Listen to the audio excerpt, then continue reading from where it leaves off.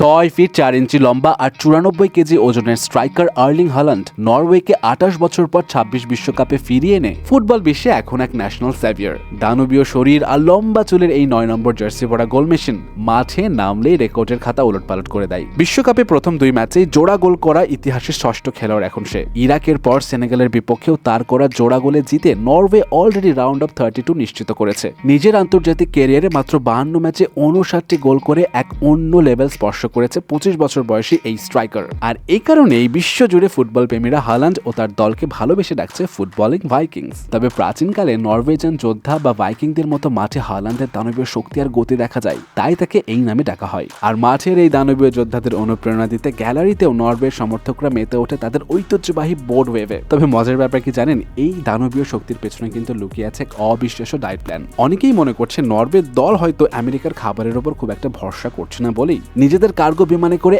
1000 কেজিরও বেশি নিজস্ব খাবার তারা উড়িয়ে এনেছে, যার মধ্যে রয়েছে 300 KG premium salmon fish, 116 KG brown cheese এবং 6000টি তাজা কমলা লেবু।